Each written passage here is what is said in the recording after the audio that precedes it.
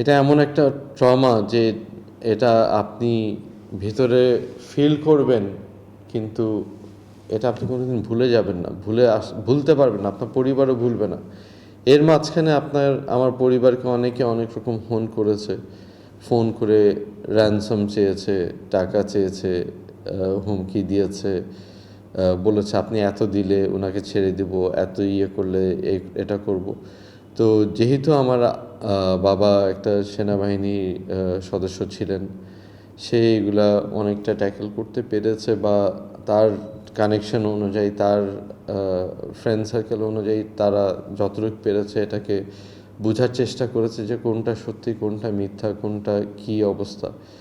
তো এরকমভাবে হামকি দেওয়া হয়েছে। ইভেন কি আমাকে ছাড়ার সময় আমার পরিবারকে বলে দেওয়া হয়েছে যে উনি যেন আর কোনোদিন রাজনীতি না করে, রাজনীতিক মাঠে যেন ওনাকে না দেখি, উনি যেন আর কোনোদিন বাংলাদেশ জাতীয়তাবাদী দলের পক্ষ হয়ে কোনো জায়গায় কোনো দৌড়ঝাঁপ, লাফালাফি বা কোনো রাজনীতিতে এন্টার না করে। এর চেয়ে ভালো আপনারা দেশ ছেড়ে চলে যান।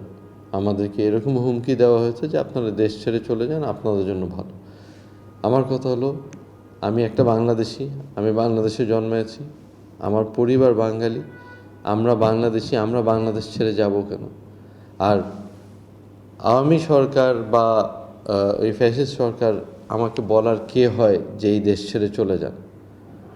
আমি যদি প্রশ্ন করি আপনাকে যে ওনাদের যদি অধিকার থাকে, আমার কি অধিকার নাই? আর আমার যদি অধিকার থাকে, বাকি জনগণের অধিকার নাই? তো এই বাংলাদেশের জনগণের অধিকারের জন্যই তো আমাদের 71 হয়েছে। এই বাংলাদেশের জনগণের অধিকারের জন্যই তো আজকে এতগুলা ছাত্র মারা গেছে, এতগুলা স্টুডেন্ট রেভলিউশন যেটা আমরা ধরছি, এই রেভলিউশনটা হয়েছে কিসের জন্য? এই অধিকারের জন্য।